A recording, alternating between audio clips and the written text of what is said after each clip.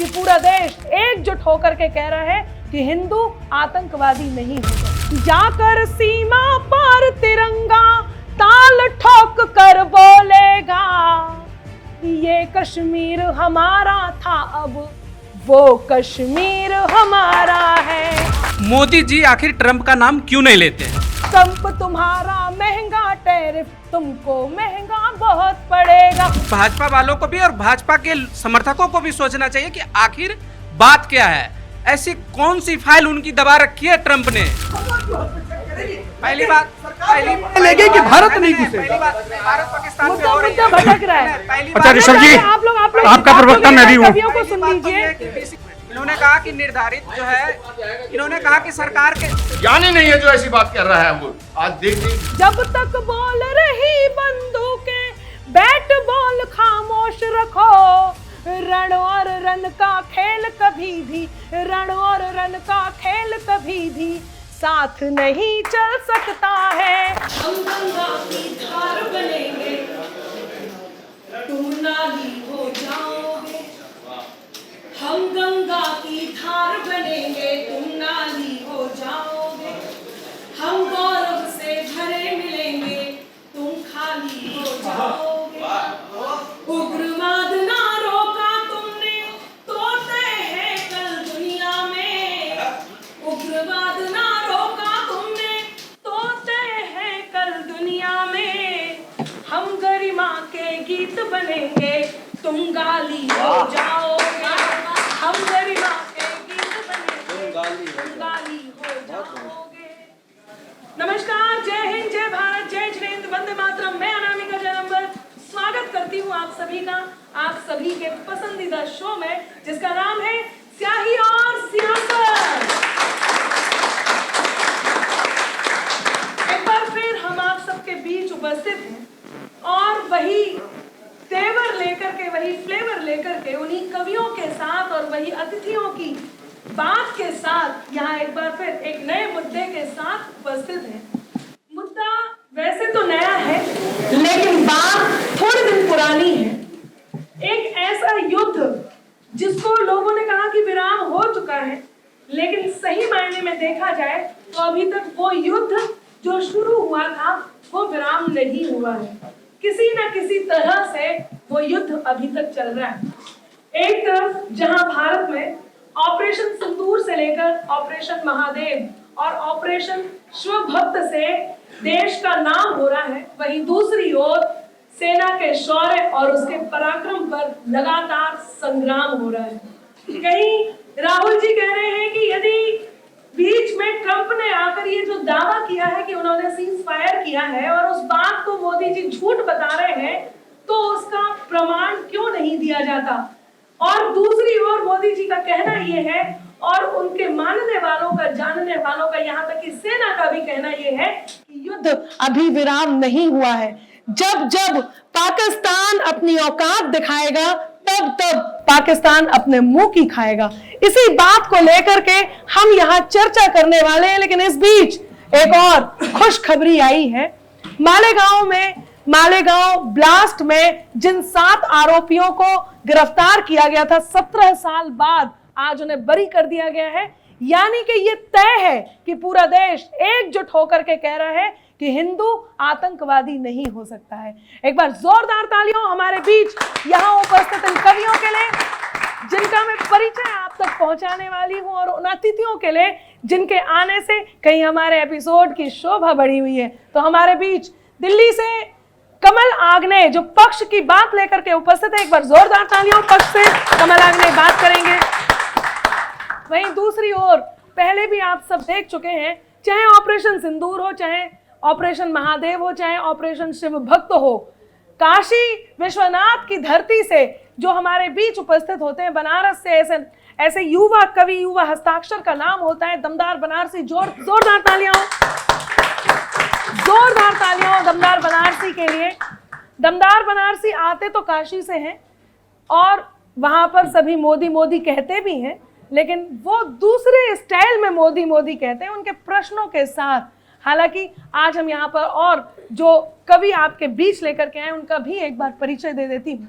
और पक्ष की बात रखने के लिए हमारे बीच बुंदेलखंड की धरती से जिनका नाम होता है पंकज जैन अंगार, ऐसे कवि यहाँ पर उपस्थित है। एक बार जोरदार तालियां हो। अंगार की बात करेंगे, जब वो अंगार की बात करेंगे तो हम श्रृंगार की ओर देखेंगे, और श्रृंगार की ओर जब देखते हैं तो कोई कवित्री याद आती है। लेकिन मित्रों, आज यहाँ वो कवित्री श्रृंगार की बात करने के लिए नहीं, इस अंगार पर पानी डालने के लिए, यानी कि विपक्ष का साथ देने के लिए यहाँ पर उपस्थित है। उनका नाम होता है सरिता बिहार से हमारे बीच जिनकी उपस्थिति होती है, उनका नाम होता है रजनी श्रीवास्तव। जोरदार तालियां हो रजनी श्रीवास्तव के लिए। हमारे बीच आज जो अतिथि उपस्थित हैं, एक परिचय में दे देना चाहती हूँ। आप सब तालियों के साथ उनका भी स्वागत और सम्मान कीजिएगा।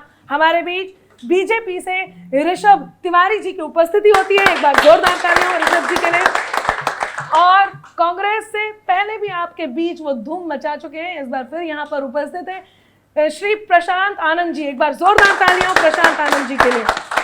हमारे बीच एक और अतिथि जो आज विशेष रूप से यहाँ पर उपस्थित हुए हैं, जिनके आने से हम गौरवान्वित होते हैं, ऐसे वो जो सेना का शौर्य है, वो जिनके होने से हमें इस बात का एहसास होता है कि हम सुरक्षित हैं और जिनके कारण सुरक्षित हैं, उनका नाम होता है डॉक्टर जेके बंसल जी। जोरदार तालियां और रक्षा विशेषज्ञ। मैं चाहती हूँ कि जोरदार तालियां हो। आपका बहुत बहुत धन्यवाद, आपका आभार। आप हमारे इस एपिसोड में आए हैं और मैं आपको सैल्यूट करते हुए एक और अतिथि का परिचय करवाती हूँ। हमारे बीच विजय भोला जी, डॉक्टर विजय भोला जी की उपस्थिति होती है। एक डॉक्टर किस प्रकार से अपने तरीके से ऑपरेशन करता है। जोरदार तालियां हो विजय जी के लिए। और आइए अब हम इस कार्यक्रम को प्रारंभ करते हैं, जहां एक और प्रश्न है कि ये ऑपरेशन सिंदूर जब हुआ तो उन आतंकवादियों को क्यों नहीं मारा गया जिन्होंने नाम पूछ करके गोली चलाई थी। ये प्रश्न लगातार यहाँ गूंज रहा था। इसके बाद ऑपरेशन महादेव हुआ और ये कहा गया, ये बताया गया, हम सब जानते हैं कि उन आतंकियों को ढेर कर दिया गया है। लेकिन विपक्ष है कि लगातार प्रश्न पूछ रहा है। विपक्ष का कहना है कि जब आपने युद्ध छेड़ ही दिया था तो पीओ के लेकर के क्यों नहीं आए। और वहीं दूसरी ओर संसद में मोदी जी ने इस बात का उत्तर भी दिया है। उसके बाद भी प्रश्न है कि खत्म नहीं होते। लेकिन इस सियासत पर जब जब भी भारी पड़ी है वो होती है कलम। तो आपके इन प्रश्नों को नहीं होने दीजिए कम, इनका उत्तर देती रहेगी यहाँ सियासत पर चलने वाली कलम। एक बार जोरदार तालियों में आमंत्रण देने जा रही हूँ सबसे पहले दमदार बनारसी को। लेकिन उससे पहले एक बात कहना चाहती हूँ, कोई कुछ भी कहे लेकिन पूरा देश क्या कह रहा है, इन 4 पंक्तियों में कहती हूँ, जरा तालियों को तैयार रखना। कि झेलम रावी या सतलज हो, सब में नीर हमारा है। झेलम रावी या सतलज हो, सब में नीर हमारा है। तरकश बेशक तेरा हो, पर हर एक तीर हमारा है। जाकर सीमा पार तिरंगा ताल ठोक कर बोलेगा, ये कश्मीर हमारा था अब वो कश्मीर हमारा है।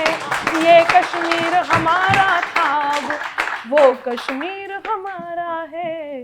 वो कश्मीर हमारा है।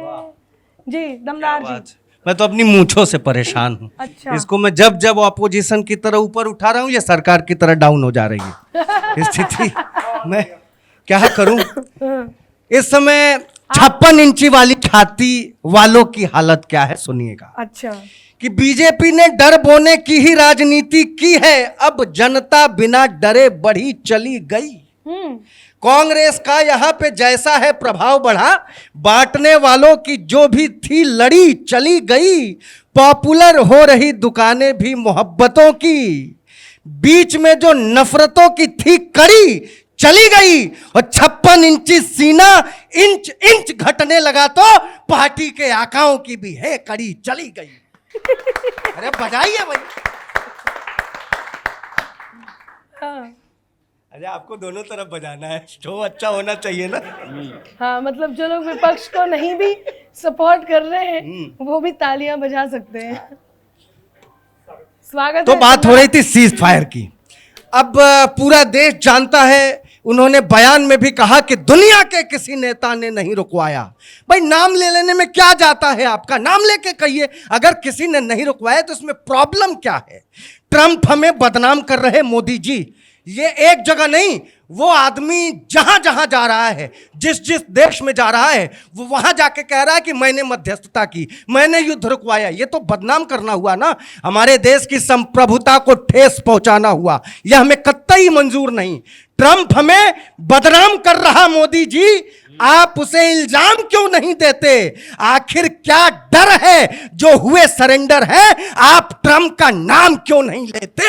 आपको नाम तो लेना चाहिए। आपको नाम लेने में क्या प्रॉब्लम है? अभी आपने देखा उसने टैक्स लगा दिया, बढ़ा दिया, 25% ज्यादा में अब भारतीय माल बिकेंगे। और स्थिति यह है कि रसिया से तेल लेने पे भी उसको आपत्ति है। हमारे देश की संप्रभुता को खतरा, हम नहीं बर्दाश्त करेंगे। यहाँ पे भारतीय सैनिक के रूप में आदरणीय बैठे हुए हैं, आपसे भी रिक्वेस्ट है, निवेदन है कि जो देश हक में आप बात करते हैं, आपका आशीर्वाद बहुत जरूरी है इस छंद पे कि यूएसए में भारत के सामान महंगे मिलेंगे। यूएसए में भारत के सामान महंगे मिलेंगे, जिनका व्यापार हम सस्ते करते रहे।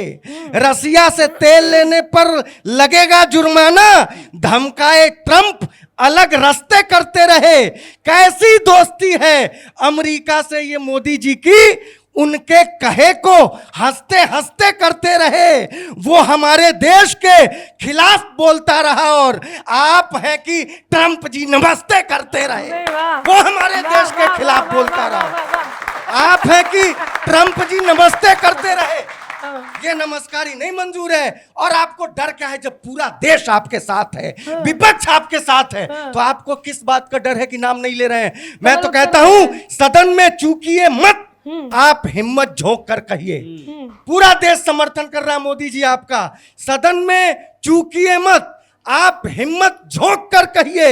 हमारे शत्रु के सीने में खंजर भोंक कर कहिए। पाक से सीज फायर में ट्रंप झूठे हैं मोदी जी। अगर सच बात है तो आप सीना ठोक कर कहिए। अगर सच बात है तो आप सीना ठोक। अच्छी बात है, यदि सच है तो सीना ठोक कर कहिए। तो एक कमल ये बात बताएंगे कि ये सच है या नहीं है। लेकिन हाँ, एक बात जो हुई थी वो बहुत ज़रूरी थी और वो मैं आपके बात बताऊंगी। मैं चाहती हूँ कि आपकी बात लोगों तक पहुँचे। देखिए, दमदार जी कह रहे हैं, बड़ी दमदारी के साथ कह रहे हैं कि वो नाम क्यों नहीं लेते।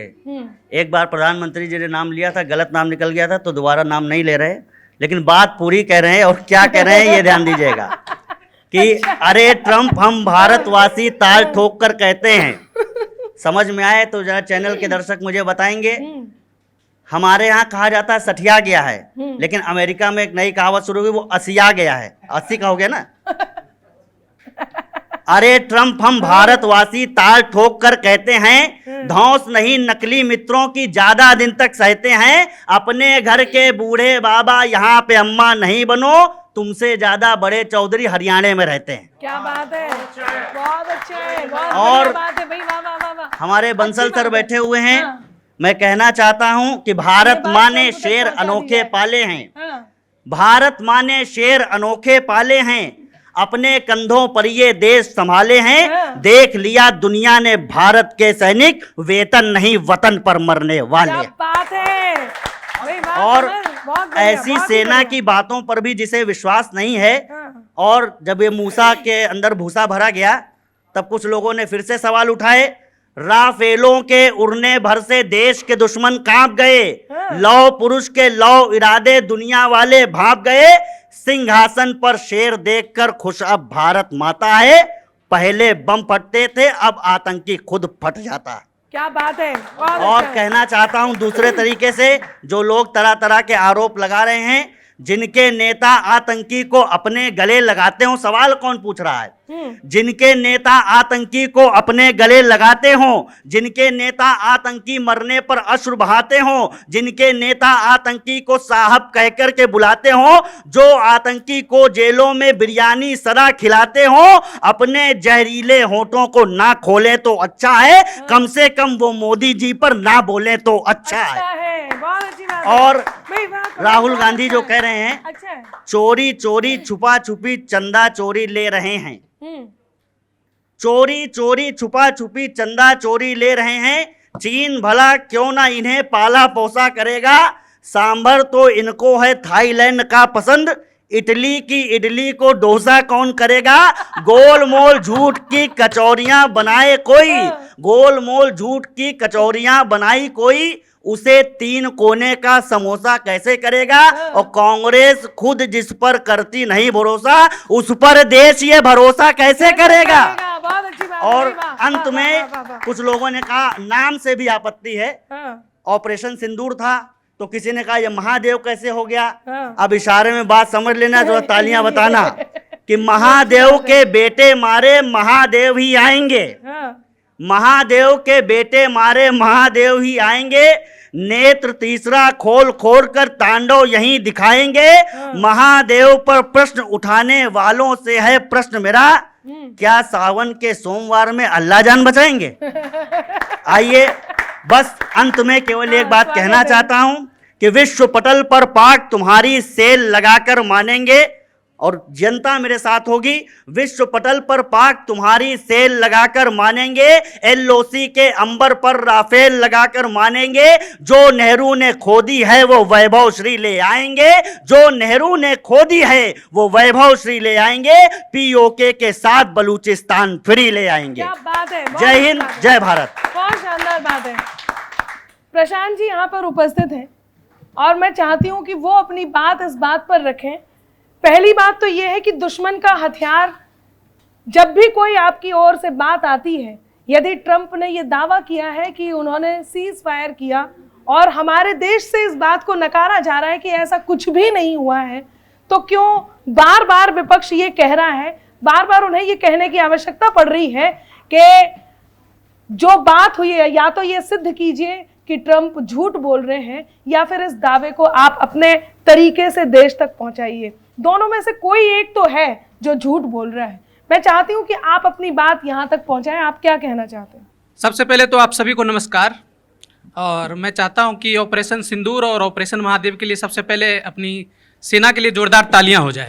बहुत बढ़िया बात है, ये तो बहुत जरूरी है विपक्ष के लिए। और बात रही ट्रंप की, तो मुझे लगता है कि मेरे साथी बैठे हैं, भाजपा के प्रवक्ता भी बैठे हैं, और जो भाजपा के समर्थक हैं उनको भी ये सोचना चाहिए जो मैं कहने जा रहा हूं कि मोदी जी आखिर ट्रंप का नाम क्यों नहीं लेते हैं।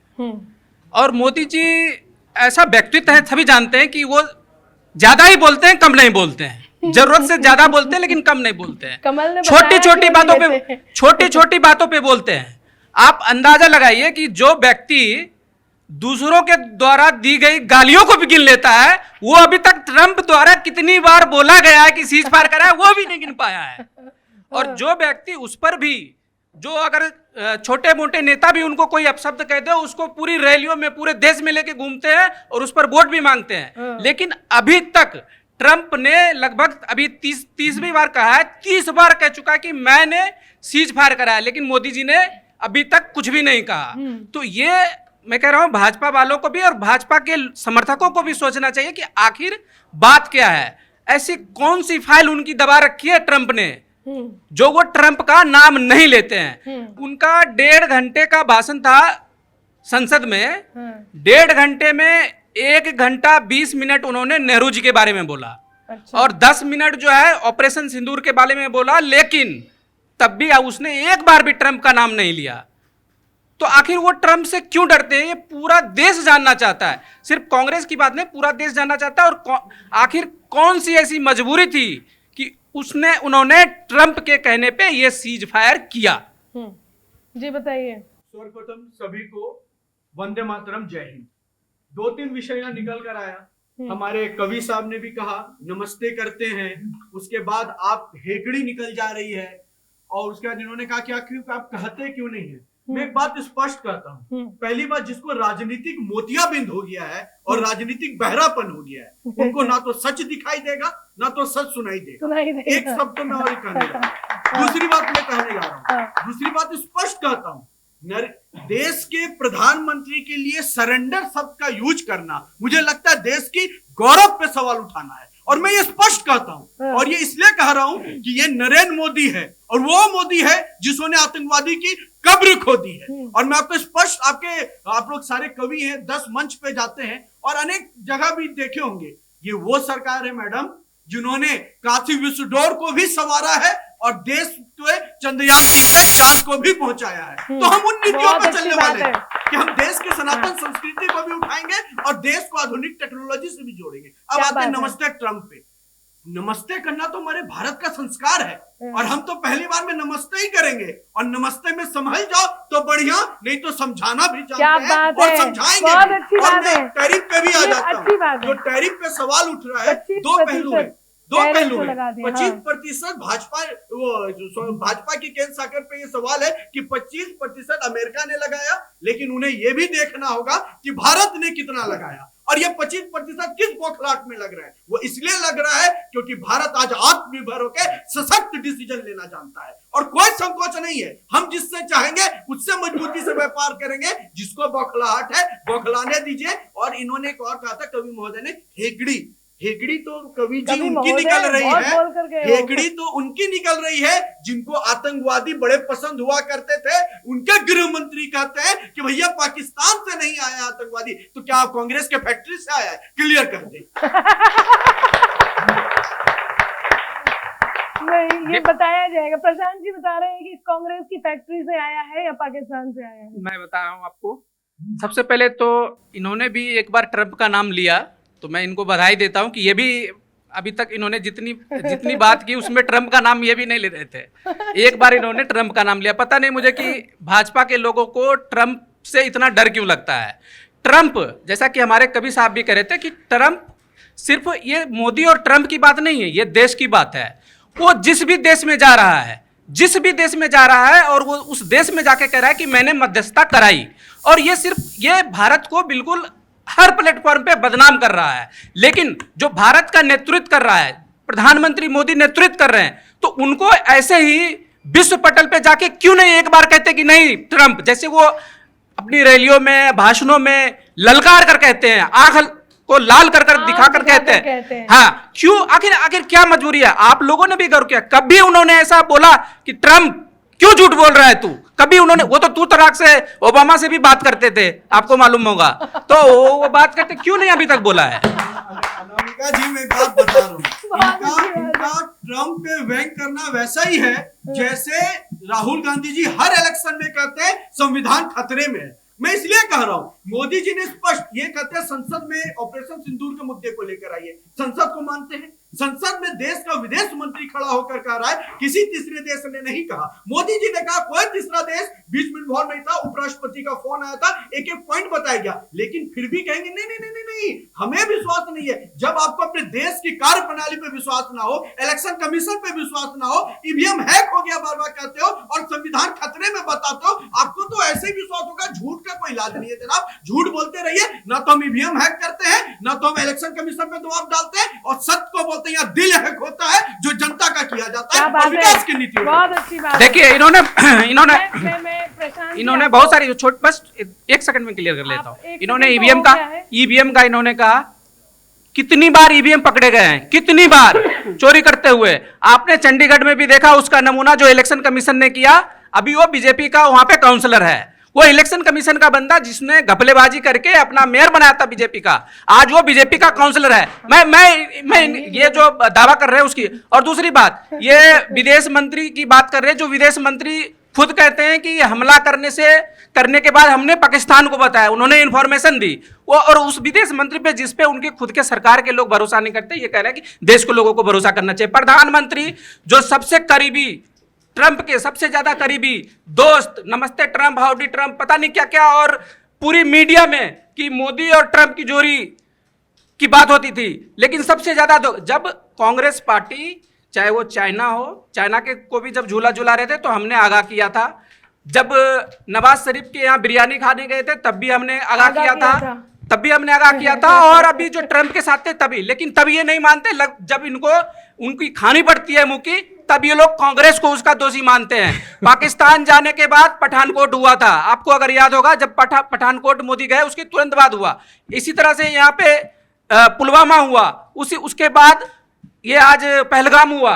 अनामिका जी, मैं एक बात स्पष्ट कहूंगा, अब एक बस संक्षेप में देखिए, ये आगे छोटी है सी बात मैं कह दूं, जी। आप दोनों जरूर बोलेंगे। हमारे बीच में जेके बंसल साहब जी बैठे हुए हैं और मुझे लगता है कि आपने क्या कहा, आपने नहीं क्या नहीं, कहा, एक उससे क्योंकि ज्यादा अच्छे से राजनीतिक वो बता पाएंगे जो व्यंग है सेना तो से है। नहीं, राजनीतिक व्यंग है तो उस पर जवाब दे देता हूँ, बाकी हमारे सेना का सम्मान है, ये बोलेंगे तो ज्यादा अच्छा लगेगा, लेकिन राजनीतिक कटाक्ष का मैं जवाब दे रहा हूँ। इन्होंने जो कांग्रेस प्रशांत जी, आप माइक नीचे रख लीजिए। कांग्रेस की बात पे जो इन्होंने इनको कहा, कटाक्ष का उत्तर वो देने दीजिए, हाले उसके बाद लेंगे। कांग्रेस, ये दोनों है बताने के लिए। अनामिका हाँ जी हाँ। को हाले कांग्रेस बिल्कुल वैसा ही है जैसे एक गाना आता था, परदेसी परदेसी जाना नहीं। अब ये इनके लिए जनता कहती है कांग्रेसी कांग्रेसी, अब आना नहीं देश लूटने के लिए, सत्ता सुख के लिए। तो ये हाल है। मास्टर गोगो था, आया हूं तो कुछ ना कुछ लूट कर जाऊंगा, तो वही कांग्रेस है, आई है तो कुछ ना, इसलिए जनता इन पे विश्वास नहीं करती। जनता को पता है कि अगर हम चुनकर आए थे 2014 में अनामिका जी, तो एक पड़ोसी धर्म होता है कि हम टिंग टोंग करके बजाए कि एक पड़ोसी आया, पहले दोस्ती का हाथ बढ़ा रहा है, नहीं सुधरोगे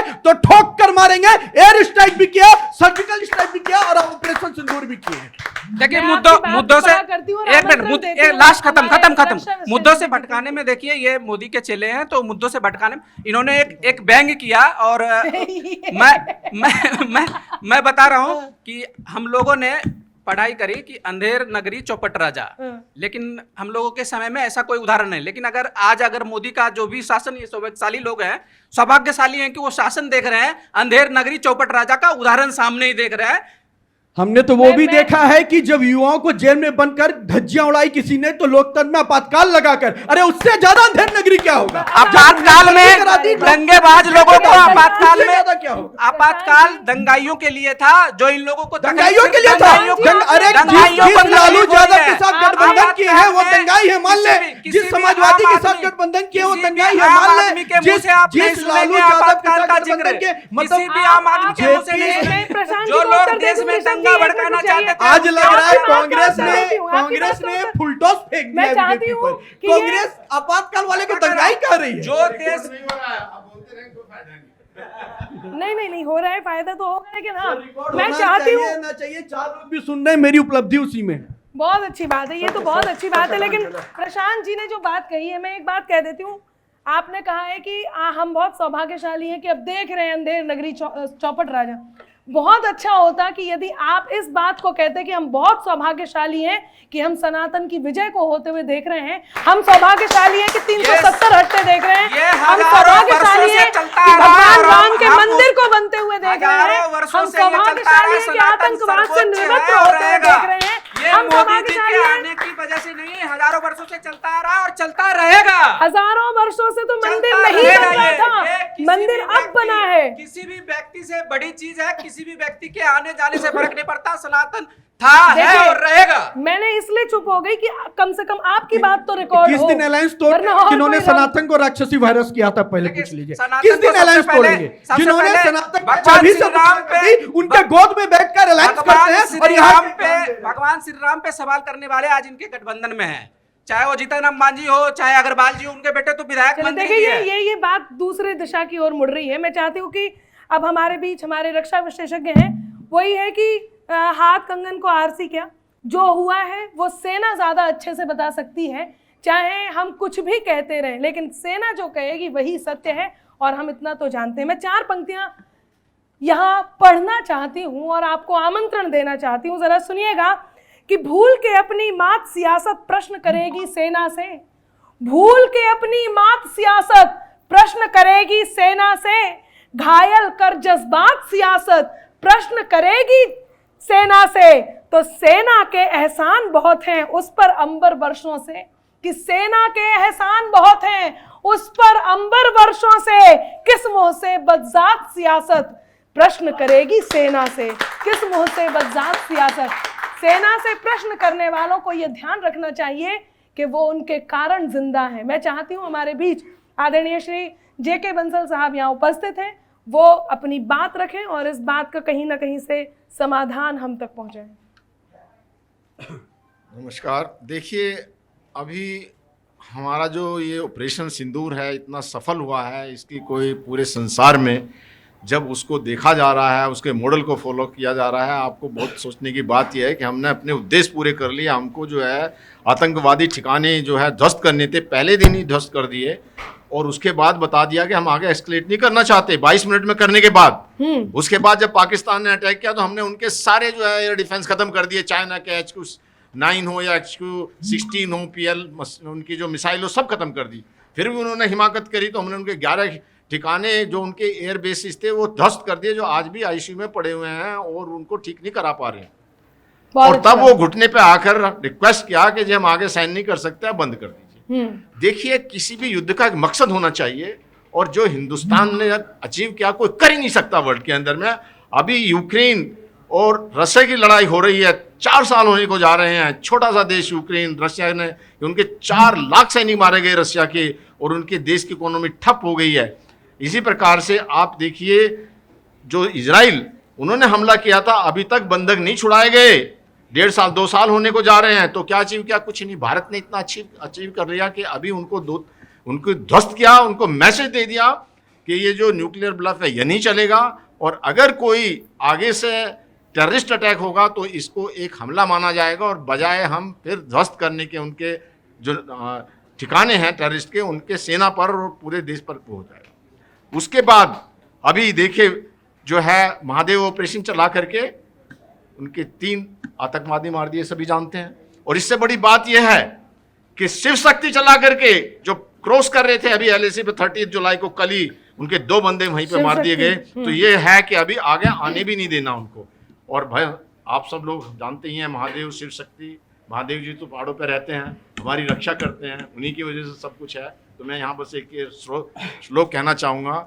कर्पूर गौरम करुणावतारम संसार सारम भुजगेंद्रहारम सदा वसंतम हृदयारविंदे भवम भवामी सहितम। बहुत अच्छी बात। ऐसे शिव जी महाराज को हम प्रणाम करते हैं जो हिमालय पर उपस्थित होकर के भारत के ऊपर कोई नज़र नहीं उठा सकता। ये सब कुछ जो है शिव जी की कृपा है, महादेव की कृपा है। तो इन चीज़ों को देखते हुए ये सब बेकार की बातें हैं, जितने भी मुद्दे उठ रहे हैं, जो भी बातें हैं वो अनारगल हैं। ऐसी जो है उसको सियासत करने के लिए कुछ भी कर लो, लेकिन फैक्ट ये है कि सारी दुनिया जो हमारी ब्रह्मोस है, वो जो पहले सिर्फ फिलीपींस ने लिए था, अब ऑर्डर और इंक्वायरी आनी शुरू होगी। Malaysia, Indonesia, south Africa, UAE जो और चिली, वो हमारे में विश्वास कर रहे हैं। एक बात मैं पूछना चाहती हूँ सेना से, एक और मुद्दा चल रहा है कि ये मैच जो भारत और पाकिस्तान के बीच में है, क्या ये होना चाहिए या नहीं होना चाहिए? बिल्कुल नहीं होना चाहिए। जब हमने सारे उनके साथ में संबंध खत्म कर दिए तो ये मैच नहीं होना चाहिए बिल्कुल भी, क्योंकि उनके जो खिलाड़ी थे उन्होंने एक बार भी कंडम नहीं किया कि हमारे यहाँ पे जब वो अटैक हुआ तो ये खेल। ऋषभ जी क्या कहना चाहते हैं? मेरा मानना है मैच बिल्कुल नहीं होना चाहिए और मैं आपको विश्वास दिलाता हूं सरकार जो भी देश हित के लिए होगा वो कार्य करेगी और सदैव करते आई है। तभी हमने एक पेंशन तक की भी चिंता हम ही ने की, एक अकाउंट खुलवाने की भी चिंता हम ही ने की और रेडी ठेली वालों की भी जिंदगी को संवारने की भी चिंता हमने की। तो अंत्योदय मूल मंत्र ही है हमारा। अंतिम व्यक्ति जो सोचेगा सरकार उन नीतियों पर कार्य करेगी। क्या बात है, बहुत अच्छी बात है। मैं चाहती हूँ कि हम विजय भोला जी से बात करें। मैं आप मुझे कुछ सवाल पूछे जो आज का विषय है, मैं आपको अपनी बात कह दूं थोड़ी सी। हाँ जी बिल्कुल। अगर आपकी इजाजत नहीं मांग रहा, इन 2 की इजाजत मांग रहा, परेशान देखिए इनकी, आपकी नहीं मांग रहा, इनकी इजाजत चाहिए। पहली बात तो मैं बधाई देना चाहता हूँ इस चैनल को, इस चैनल की एंकर को, पूरी प्रोडक्शन टीम को और क्रिएटिव टीम को, जिसने नाम रखा स्याही और सियासत। बहुत आभार, बहुत इस बात के लिए थैंक यू। मैं अपनी बात शुरू करता हूँ। आपको ऊपर सिंबल बना हुआ है, दवात के अंदर स्याही है, मोर पंखी प्रण में लिखी है, स्याही से सियासत लिखी जाती है। अब मैं आपको मोदी जी, क्योंकि आज की तारीख में विपक्ष तो बहुत सारे हैं लेकिन टारगेट बीजेपी नहीं है, टारगेट केवल मोदी जी हैं। इसलिए मोदी जी वर्सेस पूर्ण विपक्ष के बारे में कहना चाहता हूं। आप समझ जाएंगे कि स्याही से किताब लिखी जाती है।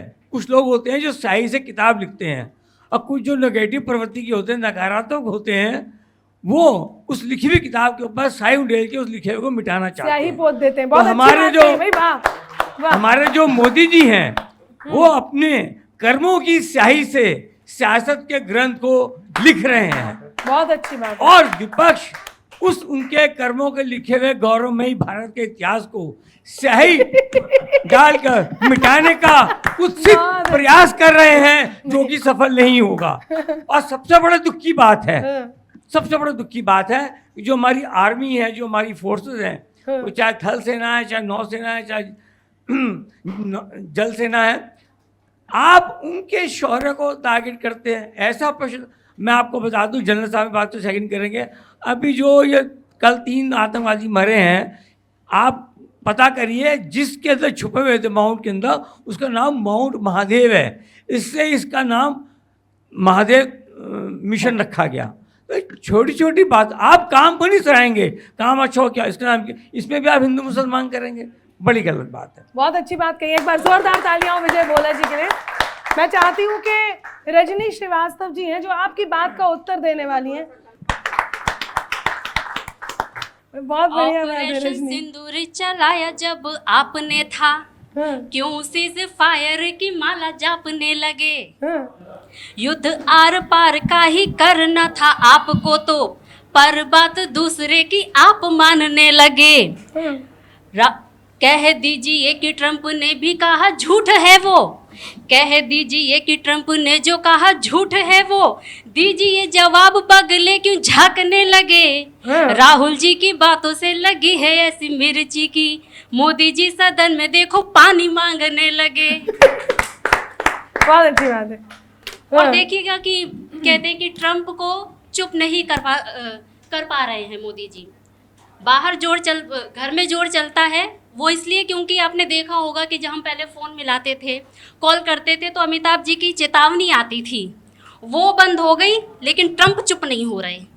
अब सुनिएगा, क्रेडिट लेने को आतुर है पर इल्ज़ाम नहीं लेता, क्रेडिट लेने को आतुर है पर इल्ज़ाम नहीं लेता, टांग अड़ाए सब में अपने काम से काम नहीं लेता। बहुत अच्छी बात है। अब तो फोन पे बिग बी की आवाज भी आनी बंद हुई, लेकिन डोनाल्ड ट्रंप है चुप होने का नाम नहीं लेता। लग रहा है सब लोग पक्ष के लिए ही आए हुए हैं, तभी तालियां नहीं बजा रहे हैं। नहीं, सारे बजाएंगे, एक बार जोरदार तालियां बजाइए। देखिए, आपको शिल्प पे भी बात करनी है, तो हम सब साथ ही हैं, ऐसा बिल्कुल भी नहीं है। हाँ ठीक है, लोगों के विचार अलग हो सकते हैं, लेकिन शिल्प की बात जब हो तो मेरा मन है कि सबकी तालियां एक जैसी आए। स्वागत है रजनी, बहुत अच्छा कर रहे हो आप, फिर से प्रारंभ कीजिए। हम बहुत अच्छी बात है। देखिए, विपक्ष में बोलने का मतलब देशद्रोह नहीं होता है। अब सुनिएगा कि प्रशांत जी कुछ कह रहे हैं, ये जब भी कोई पंच कहे तो माइक उठा लिया कीजिए ताकि बात रिकॉर्ड हो जाए। देखिएगा कि स्वागत। ईडी सीबीआई भेजकर कार्रवाई रोक देना तो समझ में आता है, क्योंकि तब तक वो बीजेपी ज्वाइन कर लेते हैं।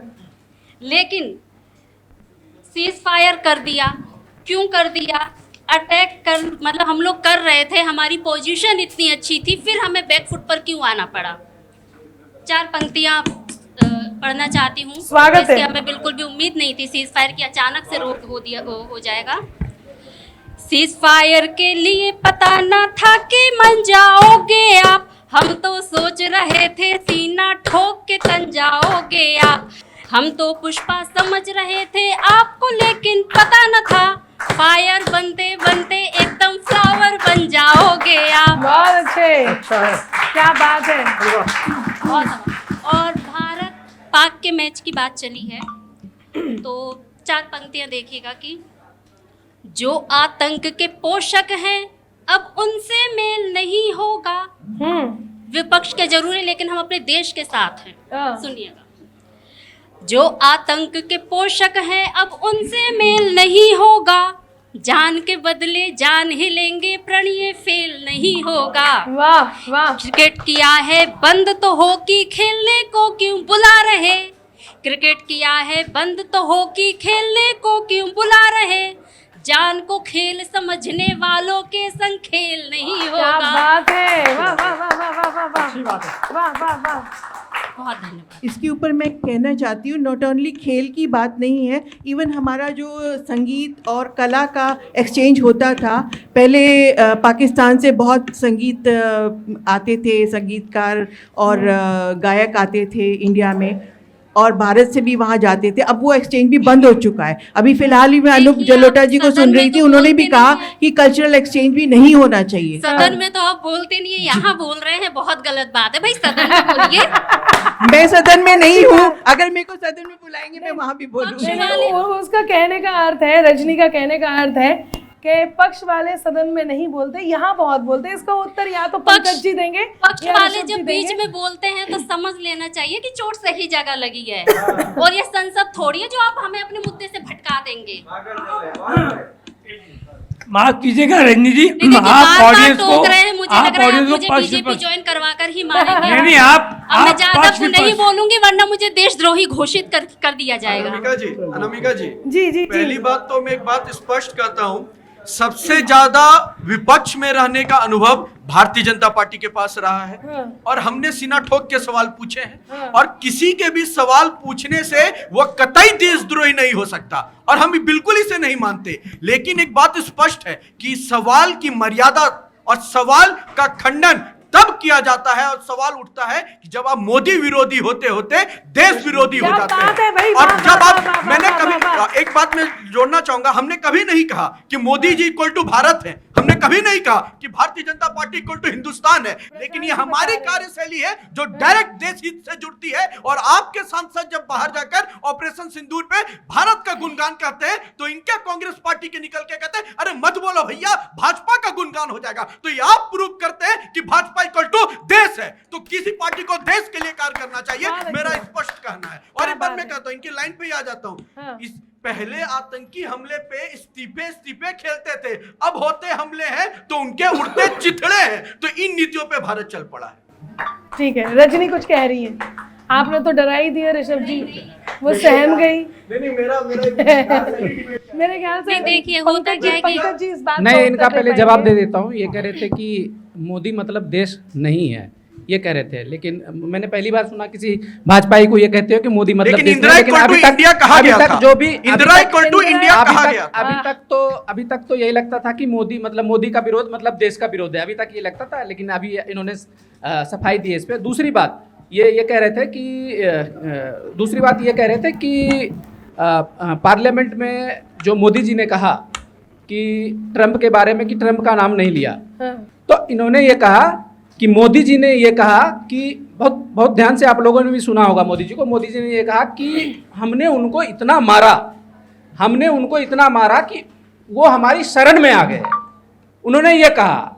और देखिए मोदी जी ने उनको शरण दे भी दी, लेकिन मोदी जी ने जब पाकिस्तानियों को शरण दी तो उनको शर्म नहीं आई कि जब 25 हमारे लोगों को उनकी पत्नियों के सामने मारा जा रहा था, तो क्या आतंकवादियों ने शरण दी उनको?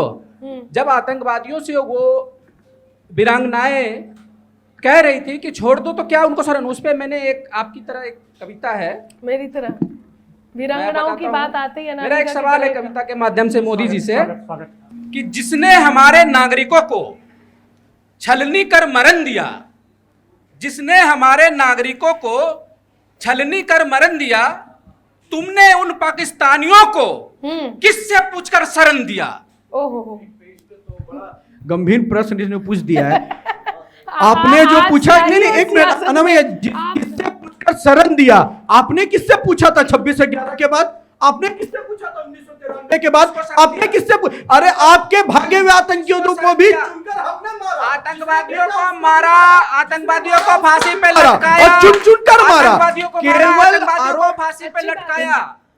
अच्छी बात है। आप मुझे लगता है विपक्ष की सवाल खड़ा करेंगे, विपक्ष उत्तर भी तो सुनना चाहिए ना आपको, वो आपने सवाल पूछा है तो नहीं जवाब अपने समय में आप दीजिए, स्वागत रहेगा। मेरा मन है कि वो जो एक बात रह गई, जब हमने यहाँ से प्रारंभ किया था कि क्रिकेट पर जो पूरे देश में इस समय चल रहा है होना चाहिए या नहीं होना चाहिए। एक विषय ऋषभ जी, आपको एक बात बताऊं, हम सब कह रहे हैं, सभी कह रहे हैं, विपक्ष भी कह रहे हैं कि नहीं होना चाहिए, आपने भी कहा कि नहीं होना चाहिए, लेकिन पहला एक ऐसा कवि यहाँ पर उपस्थित है जो पक्ष की बात करेगा और ये बताएगा कि क्यों होना चाहिए, क्योंकि विपक्ष का एक सवाल है कि ये निर्धारित किसने किया है। भाई मैच को पहले डाला किसने, इस बात को कैसे निर्धारित किया गया है, सरकार के दिमाग में आया कैसे कि होना चाहिए, और उसके बाद सरकार ये गुमराह करने वाली बात हो जाएगी। अनामिका जी, मैं भी इस बात का समर्थन करती हूं, मैं पंक्तियां आप तक से संबंधित हर छोटी छोटी चीजों पे अभी भारत सरकार की नजर होनी चाहिए, बिल्कुल। और उनको फैसले खुद लेने चाहिए। अनामिका जी, कोई और फैसले कैसे, ये गुमराह करने की बात हो जाएगी। दो बात मुझे लगता है कांग्रेस के प्रवक्ता पढ़ते तो होंगे, इतना तो जरूर, या फिर केवल 10 जनपद में स्क्रिप्ट तैयार होता है, ये अलग विषय है। अगर पढ़ते होंगे तो उनको स्पष्ट पता होगा कोई भी टूर्नामेंट का स्केड्यूल 1 साल 2 साल पहले निर्धारित होता है और आईसीसी का भारत सरकार से कोई लेना देना नहीं। इनकी दिक्कत नहीं है, इनकी दिक्कत केवल इतनी सी है कि इनके समय में जब इनकी सरकार थी तो इनके दामाद खुद को प्रधानमंत्री से ऊपर समझकर गुड़गांव लूट लिया करते थे। लेकिन आज वो सरकार है कि गृह मंत्री अगर किसी का पिता है तो बेटा स्वतंत्र होकर आईसीसी में काम करता है। सरकार क्यों हस्तक्षेप करेगी? पहली बात, सरकार लेगी कि भारत नहीं घुसेगा। पहली बात, भारत पाकिस्तान पे हो रही मुद्दा भटक रहा है। अच्छा ऋषभ जी, आप लोग आपका प्रवक्ता मैं भी हूँ। कवियों को सुन लीजिए। इन्होंने कहा कि निर्धारित जो है, इन्होंने कहा कि सरकार के, इन्होंने कहा कि निर्धारित जो है पहले ही हो जाता है। अब मुझे ये बताइए कि ये बीसीसीआई को सरकार से भी ऊपर मान रहे हैं, ये संभव है क्या? 4 पंक्तियां मैं हमारे रक्षा विशेषज्ञ जी को समर्पित करूंगी और एक बात इस पूरे माहौल की तरफ से कि जो कानों तक नहीं पहुंचे वही अल्फाज मत होना, जो कानों तक नहीं पहुंचे वही अल्फाज मत होना, जिसे दिल जान ना पाए कभी वो राज मत होना, है मुमकिन गलतियों से गलतियों का भी तो हो जाना, मुझे तुम कुछ भी कह लेना मगर नाराज मत होना। तो मैं चाहती हूँ कि इधर नाराज होकर मत जाइए, ये कलम वाले लोग हैं। मैं वाकई यदि एंकर होती तो मैं सच में ऐसा ही करती, दिल दुखा नहीं पाते, हम सब कवि हैं अंदर से, लेकिन ये बात सही है कि हमें बात वही करनी है। बिल्कुल मुद्दा भटक रहा है। आइए हम चलते हैं सीधे सीधे पंकज जैन अंगार जी की ओर। वो एक बात भी बताएंगे, जैसे कि हम सब जानते हैं कि मैच होना चाहिए या नहीं होना चाहिए। मैं 4 पंक्तियां कहती हूं और उन तक ये बॉल फेंकती हूं ताकि वो अपनी बैटिंग शुरू कर दें। सुनिएगा कि विश्वासों के साथ दूर तक घात नहीं चल सकता है। सुना कमल? के विश्वासों के साथ दूर तक घात नहीं चल सकता है, हाथ में लेकर प्रेम द्वेष का हाथ नहीं चल सकता है, जब तक बोल रही बंदूकें बैट बॉल खामोश रखो, जब तक बोल रही बंदूकें बैट बॉल खामोश रखो, रण और रन का खेल कभी भी, रण और रन का खेल कभी भी साथ नहीं चल सकता है, रण और रन का खेल कभी भी साथ नहीं चल सकता है। मैं चाहती हूँ इस बात को पक्ष में आज पंकज जी हैं और वो कह रहे हैं कि नहीं ये मैच होना चाहिए। अब देखते हैं प्रशांत जी की बात का उत्तर कहीं यहाँ से ना मिल जाए। सबसे पहले तो मैं पूरे देश में जितने भी कांग्रेस के प्रवक्ता हैं और कार्यकर्ता हैं उनके धैर्य, संयम और साहस को प्रणाम करता हूं। उन्हें गलत बात भी जिस ऊर्जा के साथ जस्टिफाई करनी होती है उसके लिए मैं मतलब उनकी इस विशेष प्रतिभा को प्रणाम करता हूं। विशेष प्रतिभा को है ना। आइए 4 पंक्तियां जैसे अनामिका जी ने जिस विषय से जोड़ा, पूरे देश में शायद मैं अकेला हूं जो ये मानता हूं कि आप केवल बैट बॉल क्यों रोक रहे हैं। आप हॉकी वाले भी लाइए, कंचे वाले लाइए, गुल्ली डंडे वाले लाइए, खो खो वाले लाइए, जितने खेल वाले हैं सब खिलाओ ना, भाई रोकना क्यों। मैं 4 पंक्तियां कहना चाहता हूं और बात मन तक पहुंचे तो फिर मैं आपका समर्थन देखना चाहता हूं कि अहंकार की उगी जो दिल में पूरी फसल उजाड़ेंगे, अहंकार की उगी जो दिल में पूरी फसल उजाड़ेंगे, जो भी सर पर चढ़े हैं उनके सारे भूत उतारेंगे और सभी जगह पर इंसाफों के फन पंकज कुचला जाए, सभी जगह पर इंसाफों का फन पंकज कुचला जाएगा।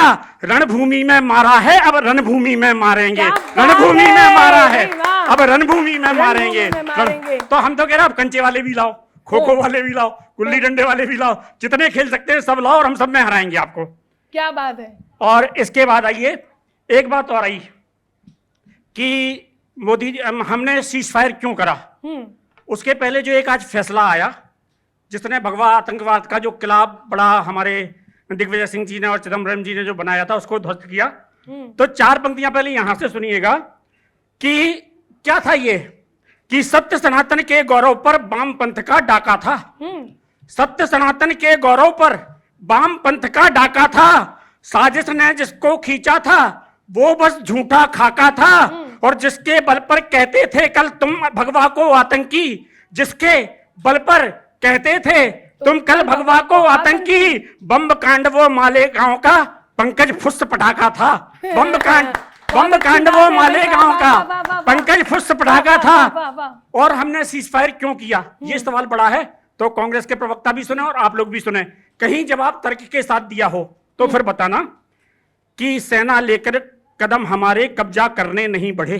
वाह। सेना लेकर कदम हमारे कब्जा करने नहीं बढ़े, कभी किसी के ताज पे हमने कलश सातिये नहीं जड़े, कभी किसी के ताज पे हमने कलश सातिये नहीं जड़े, शस्त्र हमारे उठे अगर तो धर्म युद्ध के लिए उठे, शस्त्र हमारे उठे अगर तो धर्म युद्ध के लिए उठे, हमने जितने युद्ध लड़े हैं सिर्फ शांति के लिए लड़े, हमने जितने युद्ध लड़े हैं सिर्फ शांति के लिए लड़े। लेकिन साहब हमारे कांग्रेस प्रवक्ता जी को बड़ी आपत्ति हो रही थी कि प्रश्न उठाने पर प्रश्न क्यों उठाया जा रहा है। केवल इसलिए उठाया जा रहा है कि आप जो प्रश्न उठाते हैं, आपके राहुल गांधी जो ट्वीट करते हैं, वो ट्वीट पाकिस्तान लेके पूरी दुनिया में घूमता है कि देखिए वहां के नेता तो ऐसा कह रहे और अब हम पे आरोप लगा रहे। इसलिए आपको सवाल पूछने का अधिकार नहीं है, क्योंकि आपके पूछे गए सवाल दुश्मन का हथियार बनते हैं। तब मैं 4 पंक्तियां कहता हूं और यहां से अब सुनिएगा, जितने भी सवाल उठे मैं सबके उत्तर देना चाहता हूं। सुनिएगा कि सत्ता की ये भूख न जाने क्या क्या दिन दिखलाएगी। सुनना कांग्रेस वालों, कि सत्ता की ये भूख न जाने क्या क्या दिन दिखलाएगी, भारत माँ की गर्मा को ये गड्ढे में ले जाएगी, और दुनिया के मंचों पर जाकर दुश्मन हम पर थूकेगा, दुनिया के मंचों पर जाकर दुश्मन हम पर थूकेगा, यदि सेना के साहस पर खुद संसद प्रश्न उठाएगी, यदि सेना के साहस पर खुद संसद। और कांग्रेस वालों को दर्द क्यों होता है, क्यों उन्हें सबूत मांगने पड़ते हैं। ये बात सही है कि उन्होंने 3 युद्ध इस देश के लिए जीते, लेकिन 1984 से जब से आतंकवाद शुरू हुआ उन्होंने एक भी चींटी तक नहीं मारी। कभी ऐसा कोई हमला होता था तो वो डोजियर खेलते थे। या उन्हें बात करनी चाहिए अपनी सेना से, अपने रक्षा मंत्रालय से, अपने सैनिकों का हौसला बढ़ाना चाहिए, लेकिन वो जाते थे यासीन मलिक के पास, वो जाते थे हुर्रियत के पास, वो वहां जाके वार्ता करते थे। तब मैं कहना चाहता हूं कि इन्हें सबूत मांगने की आवश्यकता, इन्हें ये प्रश्न उठाने की जरूरत क्यों पड़ती, वो कारण भी बताता हूं। स्वागत है। कि फटी हुई हर चादर का ये सूत मांगते रहते हैं, फटी हुई हर चादर का ये सूत मांगते रहते हैं, खाक हुए आतंकवाद की भभूत मांगते रहते हैं, और उनसे रण में दुश्मन की एक चींटी भी ना मरती थी, उनसे रण में दुश्मन की एक चींटी भी ना मरती थी, इसीलिए वे शौर्य का हमसे सबूत मांगते रहते हैं, इसीलिए वे शौर्य का हमसे सबूत मांगते रहते हैं। और इनकी भाषा को दुश्मन कैसे इस्तेमाल करता है सुनिएगा, कि कब तक आखिर गद्दारी का जहर फिजा में घोलेंगे। बताइए। आप पूछते हैं ना कि हम प्रश्न उठाने को आप देशद्रोह क्यों कह देते हैं, इसलिए कि आपके उठाए गए प्रश्न दुश्मन पूरी दुनिया में लेके घूमता है कि देखिए भारत का विपक्ष तो ऐसे बोल रहा, आप हम पे आरोप लगा रहे। तब मैं कहता हूं कि आखिर कब तक गद्दारी का जहर फिजा में घोलेंगे, उग्रवाद के पक्ष में कब तक यार कलेजा खोलेंगे, कब तक आखिर सह देंगे ये मानवता के दुश्मन को, खूनी पंजे वाले कब तक पाक की भाषा बोलेंगे, खूनी पंजे वाले कब तक पाक की भाषा बोलेंगे। और साहब बात उसी ऑपरेशन महादेव की, सावन का महीना है तो क्या होगा सुनिएगा। स्वागत है। कि रिमझिम रस बरसाता मौसम हर हर बम बम बोला है। क्या किया हमने, ये है क्या ऑपरेशन महादेव, सुनिएगा। कि रिमझिम रस बरसाता मौसम हर हर बम बम बोला है, प्रेम की रुत ने फिर सेना की शौर्य रगों में घोला है, और खाक में हमको मिले हैं पहलगाम के आतंकी, खाक में हमको मिले हैं पहलगाम के आतंकी, महादेव ने जब सावन में नेत्र तीसरा खोला है, महादेव ने। और किया क्या ऑपरेशन महादेव में हमने, कि आतंकों के दिल में अपना डर डाला है सेना ने, आतंकों के दिल में अपना डर डाला है सेना ने, देश का माथा गर्व से ऊंचा कर डाला है सेना ने। और पहलगाम में देश के बेटे मारे थे जिस मूसा ने, पहलगाम में देश के बेटे मारे थे जिस मूसा ने, उस मूसा की खाल में भूसा भर डाला है सेना ने। उस मूसा की खाल में भूसा भर डाला है सेना में। और सब ट्रम्प की बात हो रही है, मतलब प्रधानमंत्री जी इतनी बार कह चुके, हमारे विदेश मंत्री जी कह चुके, पूरे भाजपा के प्रवक्ता कह चुके कि भाई किसी तीसरे देश का हस्तक्षेप नहीं था। लेकिन इनकी भाषा क्या है सुनिएगा कि पंखों पर संदेह है इनको मगर भरोसा जंप पे है। पंखों पर संदेह है इनको मगर भरोसा जंप पे है। चाहत स्थिरता की है विश्वास मगर भूकंप पे है। चाहत स्थिरता की है विश्वास मगर भूकंप पे है। और हम लोगों को शक है पंकज उन लोगों की नस्लों पर। हम लोगों को शक है पंकज उन लोगों की नस्लों पर। भारत से भी अधिक भरोसा जिन लोगों को ट्रंप पे है। भारत से भी अधिक भरोसा जिन लोगों को ट्रंप पे है। और साहब एक सवाल और उठाया जिसकी यहाँ पर चर्चा नहीं हुई कि युद्ध हम पाकिस्तान से लड़ रहे थे या चीन से लड़ रहे थे। इस युद्ध के बाद चीन की भाषा भी बदल गई। अब वो भी कहने लगा कि रसिया को और चीन को भारत के साथ मिलकर एक समूह बनाना चाहिए अगर विश्व में स्थिरता लानी है। यानी वो भी भारत की शक्ति को स्वीकार कर रहा है। तब मैं कहना चाहता हूं 4 पंक्तियां कि अपने बिल से पंकज एक दिन बाहर आकर नाचेगा। अपने जो परिस्थितियां बन रही कि अपने बिल से पंकज एक दिन बाहर आकर नाचेगा। जहर छोड़कर दिल में अपने प्रेम जगाकर नाचेगा। और मोदी जैसा एक सपेरा है भारत की गोदी में। मोदी जैसा एक सपेरा है भारत की गोदी में। बीन पे जिसकी चीन एक दिन फन फैलाकर नाचेगा। बीन पे जिसकी चीन एक दिन फन फैलाकर नाचेगा। बीन पे जिसकी चीन एक दिन फन फैलाकर नाचेगा। बहुत बहुत धन्यवाद। मैं चाहती हूँ कि इन सब की बातों के बाद मैं 2 बातें मैं भी अपनी यहाँ पर रखूंगी, लेकिन इन सब की बातों के बाद एक बार फिर हम अपनी सेना से उनके मन की एक बार बात जान लें, वो क्या कहना चाहते हैं। तो मैं बहुत ही सम्मान के साथ, बहुत ही मन के साथ आमंत्रण दे रही हूँ आदरणीय श्री बंसल जी को, हमारे रक्षा विशेषज्ञ जो यहाँ उपस्थित हैं। उन्होंने सबकी बात सुनी और ये समझ लीजिए कि कलशारोहण के लिए मैं आपको आमंत्रण दे रही हूँ। आपके शब्द हमारे इस कार्यक्रम में बहुत महनीय होंगे, तो आपकी बात यहाँ हो जाए। देखिए कहावत है जो जीता वही सिकंदर। क्या बात है। अल्टीमेट रिजल्ट क्या हुआ है ये देखना है। और अल्टीमेट रिजल्ट में देश दुनिया के अंदर में ये है कि हमारा ये जो ऑपरेशन है सिंदूर सक्सेसफुल, वो सक्सेसफुल है। अब इसमें तो बिल्कुल भी राजनीति होनी ही नहीं चाहिए। कोई भी इस बारे में मुद्दा जो है वो राजनीति का तो एक मेरे को समझ नहीं आता कि इसमें इसको मुद्दा बनाने की बात क्या है, इससे क्या मिल जाएगा। या आप जनता ने विश्वास कर लिया उस समय। जो हमारी जनता ये अच्छी तरह से जानती है कि हमारी सेना और जो उसके इस समय हमारे हथियार हैं वो बिल्कुल मुस्तैद हैं और किसी प्रकार का भी कोई अब खतरा नहीं है। और जिस तरह का जवाब उस तरह विश्वास होना अभी इस तरह का जवाब दे दिए। देखिए नो ठिकाने जाकर के, और पहले हम सिर्फ पीओके तक रहते थे, अब की बार जो है हम भावलपुर में गए हैं जो 100-150 किलोमीटर दूर है। और जैसे मोहम्मद के वहाँ पर ध्वस्त किया है, ठिकाने ध्वस्त कर दिए गए। और अब आतंकियों की ऐसी हिम्मत नहीं है। और उनके जो हमने बेस ध्वस्त किए हैं, जो चीन को एक्सपोज किया है कि उनके हथियार बिल्कुल निकम्मे हैं और पाकिस्तान की सेना निकम्मी है, इससे ज़्यादा और क्या चाहिए। अब ये क्या अब हम युद्ध, अगर ये युद्ध चलता रहता तो युद्ध तो उसका कोई अंत ही नहीं होता। युद्ध में घुसना आसान है, निकलना आसान नहीं है। और आज हम यहाँ नहीं बैठे होते, बंकरों में छुपे होते, सायरन बजते रहते, देशी इकोनॉमी खत्म हो जाती। और बहुत सारे ऐसे कंट्री हैं जो भारत को बढ़ने नहीं देखना चाहते। हम चौथी सबसे बड़ी अर्थव्यवस्था है हम, और बढ़ते जो जा रहे हैं हम वो उसको देखने के लिए और बहुत सारे लोग इसमें कूद जाते। चीन तो था ही, उधर से जो है वो भी था अपना टर्की था और अजरबैजान था। ये लोग तो सामने आ ही रहे थे और बहुत सारे आ जाते बीच में। हो सकता है जो है अमेरिका भी उनको सपोर्ट करने लग जाता अपने हथियारों का। फिर यहाँ और भी किस खेल हैं, वो खेल ये हैं जो पाकिस्तान इस्तेमाल कर रहा था, वो थे अमेरिका के हथियार। और अपने हथियारों का वर्चस्व दिखाने के लिए वो तो उनकी बात कहते। और तो इस तरह से ये एक बहुत कॉम्प्लिकेटेड चीज़ें हैं। और जो मैं एक बात यहाँ पे ये कहना चाहूँगा बहुत ही इम्पोर्टेंट है कि जो इस समय हमारे देश के विदेश मंत्री हैं, इससे बेटर कोई आज तक ना हुआ और ना होने की उम्मीद है। जो हमारे जो खुल करके बिल्कुल कहते हैं जाकर के जो यूरोप में कि यूरोप सिर्फ अपनी प्रॉब्लम को अपनी प्रॉब्लम समझता है, बाकी कुछ नहीं समझता, और हम बिल्कुल जो है डंके की चोट पे वो ऑयल खरीदेंगे जो रशिया से इतने प्रेशर के बाद भी। तो हमारी जो कूटनीति है, जो हमारी डिप्लोमेसी है, जो उसने जो इतना कमाल की है, और उसके ऊपर ऐसी बातें कहना, तो ये तो जो उसको ज्ञान ही नहीं है जो ऐसी बात कर रहा है। वो आज देखने जो हमारा देश है उसके, और जो हमारा पासपोर्ट की कीमत बढ़ती जा रही है, वो जो भारत का इस समय जो परचम लहरा रहा है, जो कॉन्फिडेंस है, अगर वो उसके बारे में किसी को कोई कहता है कमी है तो उसको ज्ञान नहीं है, और ये सिर्फ कहने के लिए। जय, बहुत अच्छी बात कही है। अब क्या प्रशांत जी उत्तर देना चाहेंगे? वरना मैं चाहती हूँ कि सीधे सीधे मेरी बात मैं आप तक पहुंचा दूं। बहुत देर से मैं आप सबको सुनवा रही थी जी।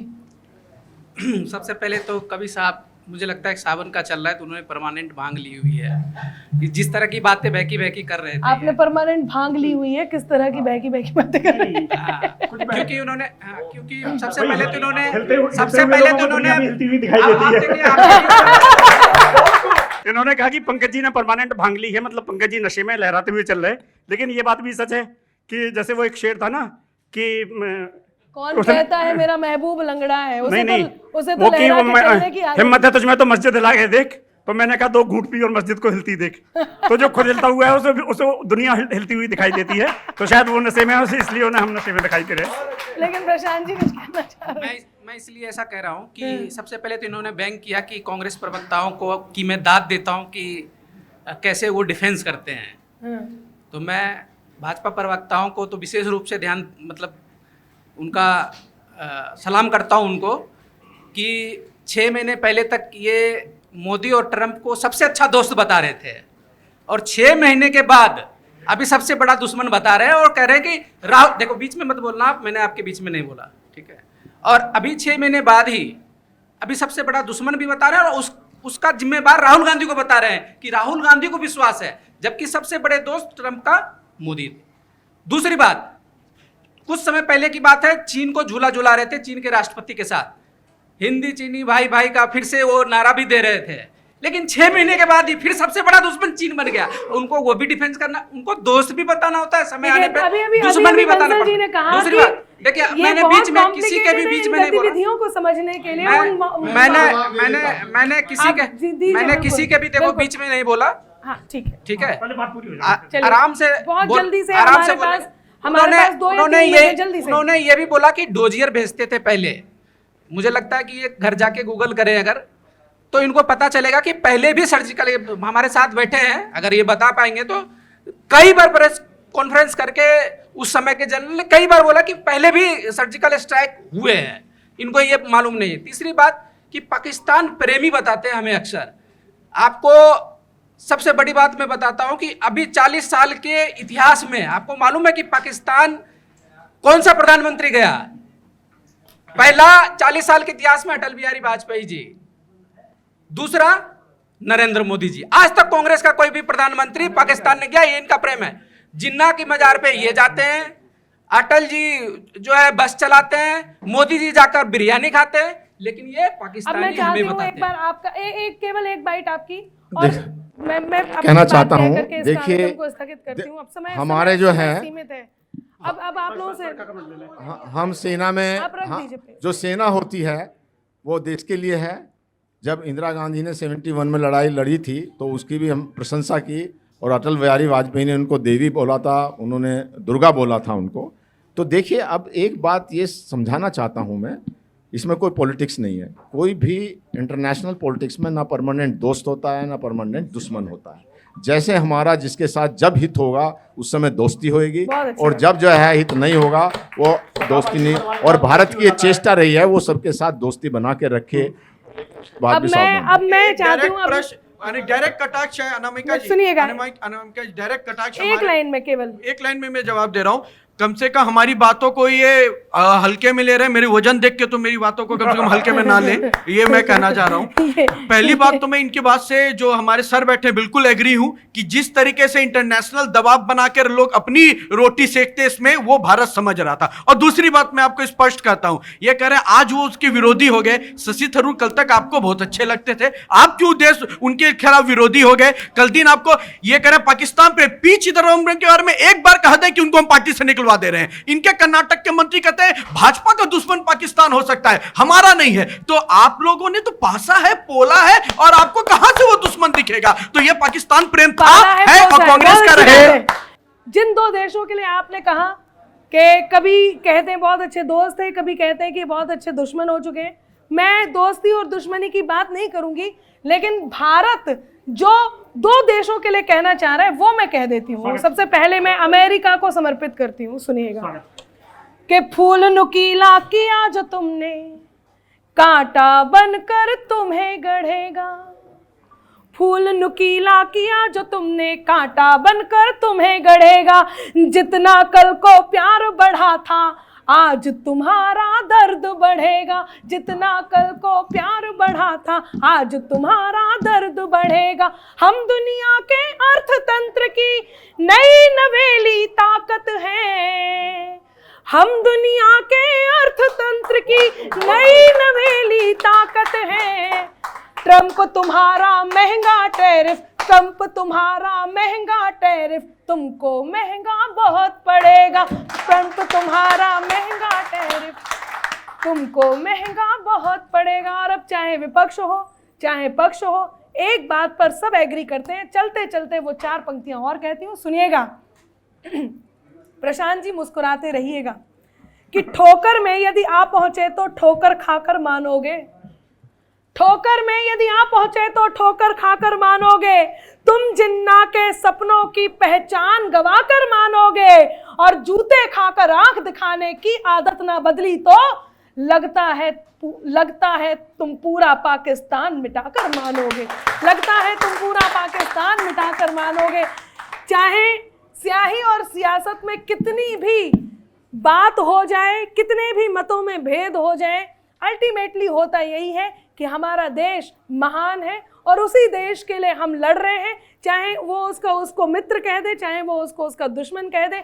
अच्छी बात यह है कि हम अपने देश से बहुत प्रेम करते हैं और आपसे अनुरोध ये है कि आप भी हमसे ऐसे ही प्रेम करते रहिए और इसी प्रेम के साथ हमसे हर हफ्ते मिलते रहिए और अपने प्रेम को प्रेम पत्र के माध्यम से अर्थात सोशल मीडिया के माध्यम से हम सब तक पहुंचाते रहिए। मिलेंगे एक बार फिर से शनिवार और रविवार रात 8 बजे इसी समय इसी चैनल पर, स्याही और सियासत में।